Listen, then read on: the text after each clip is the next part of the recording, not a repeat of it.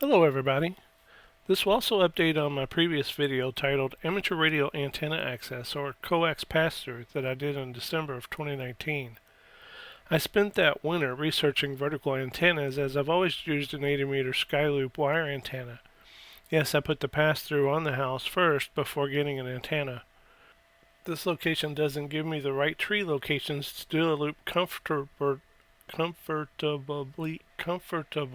The trees not in the right places, so I started looking at radials. I bolted down to the Hustler 5BTV, which had good reviews, still does on eHam currently with 146 reviews at 4.6 stars. The other antenna I was looking at was the Gap Titan, which also has good reviews. Currently on eHam it is at 4.5 stars with 189 reviewers. I was walking around the neighborhood with my wife and saw an antenna in the backyard of a house for sale. Looked just like a Gap Titan, and I'd never seen one in person, and there's a bush growing up underneath it. So I took down the number, and of course I did not call. I had joined the Tri-State Amateur Radio Society in Evansville, and around October 2019 I saw the club was selling a Gap Titan. I drove across town to pick it up and found out it was the one I saw a mile away from my house. It's back in the neighborhood. I didn't know who the silent key neighbor was, but he kept very good notes on the antenna, and I was happy to have that too. I was even able to get a QSL card in with his documentation. Excited, I started putting the antenna together on my side of the garage, and I had it elevated horizontally with ladders. I even tuned it with the analyzer. I was going to install it against my back fence, but between the cold weather and QRM with the wife, it was decided that a better placement was needed. So I parked my car outside all last winter. It's the small sacrifices that make this hobby enjoyable. So, the spring and summer of 2020, I found a location to dig a hole about 4 feet deep.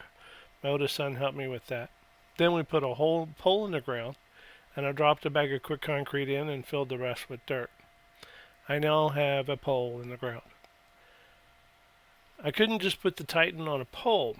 What if I needed to adjust something? So next I wanted to emulate something that caught my eye on the interwebs by Jack Roland KE0VH.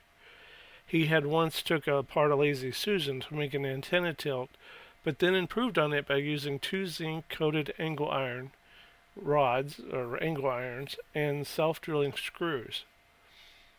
Why are we spending hundreds of dollars for antenna tilts when this looks so easy? The website is www.smpte-48.org/WP/2018/11. So I did that. It was cheap and it took me a minute to get it level, and best part is it works. Thank you, Jack. Then I took the pole that came with the antenna and I put it on my pole with the other angle iron. And what I didn't know at this point was that this pole was the one that was in the ground at my neighbor's house. It has to be. It was sturdy, and now my antenna is elevated. This got me thinking about a ground system for my vertical, especially an elevated one. All verticals need a lot of counterpoise radials, right? So I took a pie plate I had with 16 RG6 coax radials from a previous field day antenna experiment, and I went to work. At this point, summer was in full force, so it took a week to take a square shovel and make a small slit in the grass to bury all 16 radials out 12 feet each direction. So that's a lot of work. The original experiment was if the RG6 took into account the electrical length of the coax for counterpoise. That's still undecided and way above my pay grade, but at the time I thought, well, is it better than regular wire? And it's still a good question. So wire in the ground, there's wire in the ground I'm thinking. I have a ground system.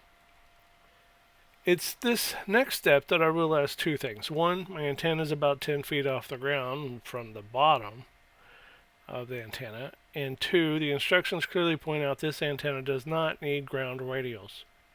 None. Although coax comes out the bottom, it's fed in the middle, like a fan dipole to the different rods. Thus, the elevated feed point means the mast can be about a foot high. After I got the antenna up, I realized that the antenna itself had a quite bit of sway. It wasn't my poles that swayed as much as the antenna itself. I realized that it was thin and had little resistance. I wasn't worried about the antenna itself breaking, but I didn't want it dancing around. I'm the guy who stays awake at night wondering if any wind gust is going to knock down my stuff. So I used 4 guys towards the top of the antenna. And notice here that I used arbor knots around the top of the antenna and a taut line hitch at the bottom to keep the paracord tight. I've been watching Corporal's Corner. Anyway, I've seen some wind here, and I've really got a kick out of seeing that the thing does not move. I bought Jefa Tech LL400 coax LL400, which is direct burial rated. I had planned to bury the coax with that shovel by hand, but just couldn't get excited about the hobby that much. Especially right after all the counterpoise radials, I was pretty much done digging. Plus, I'm going about 40 feet more than in a direct line to the antenna to avoid future construction and fence placement. Small sacrifices make the hobby enjoyable, not big ones. I think the run came up to about 140 feet. It's much longer than I wanted, but between the QRM and the wife, and it was just, that's the best place. Small sacrifices make the hobby enjoyable, not big. Oh, I said that already.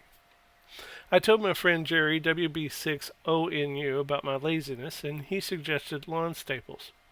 Right before stapling my coax down, it suddenly dawned on me that the ground system at the antenna pole wouldn't be used unless I connected it to my station ground at the house.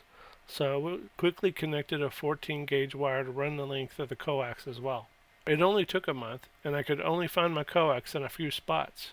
Whew. Okay, so my antenna's up, and the coax run, and I got my Tech Orion ready to go. I'm testing inside my house with the analyzer when one of the panel jacks moves on the plastic cover like it rotated with the coax. I realized that the plastic cover for my antenna pass-through is pretty flimsy, and the whole thing needs to be redone. It didn't even survive twisting on and off a couple coax connections just with testing. I've learned since putting in the pass-through that I will not be using ladder line at this location comfortably. I only had 2 coax cables going through, which means one for HF and one for UHF, or all for UHF, VHF, but no coax for HF. So I needed to redo the pass-through and put better and more coax in it anyway. It took several days to get the cables out of the wall, and when I put the 2 ladder lines and the 2 coax and a wire through the wall comfortably, I had the bright idea to stuff extra in the wall just in case I needed to remove the cover or work on something that required more cable. You know how that is. But before I closed the cover, I sealed the whole thing with expanding foam. Yep, I locked all that in a wall. The entire wire, the extra wire, was like rebar for the foam.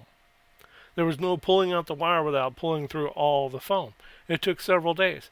My wife came up with the idea of poking through the hole with a rod to break up the foam and even some of the wire so I could just pull out one cable out instead of all of them at the same time. She made me feel like I was the monkey pulling the fistful of nuts out of the jar. Okay, all that out, and then I replaced it all with wire for ground and 5 coax cables because 5 coaxes is what fits the hole comfortably. And the inside plate wouldn't be wide enough for all those connections. So I guess I'm just hanging coax off the wall or out the wall. So have you priced coax switches lately? I figured I could get them all to a coax switch, right? Make them look nice. But they cost $25 a piece. And if I want 5 of them, one for each of the coax connections, that would be $125. I found on a forum a comment about making them from light switches in this ARRL article titled Inexpensive RS Switches for the Ham Shack by Paul Falini, VE1 Charlie Z X-Ray, in the August 1986 issue of QST, and it was shared in that forum. Please correct me if I'm wrong, but it looked like table 1 in that article on the reflection coefficient and SWR versus return loss seemed to be typical values found within coax. So I made 5 light switches with a 2-way switch connected to a 3-way switch. The 2-way switch is my connect-disconnect, and the 3-way switch is the actual AB switch. Yes, I'm lazy and I don't want to unconnect my coax after each use either. Keep in mind that when we disconnect the antenna from the radio, it's still connected to the same ground the antenna is connected to anyway. So a switch just disconnects just like unscrewing the coax. And if I'm hit by lightning close enough to arc the switch, it's a goner anyway. I was once at a field day and we had all disconnected for a good storm that was going through. It was a real quick storm. I just happened to catch sight and sound of a coax connector arc against a metal ridge of a wooden table. The metal ridge was around the wooden table. It killed the transceiver and it was a horrible field day. I felt horrible about it, and I still do. And even though it had nothing to do with me. Oh, the 5 light switches cost me about $30.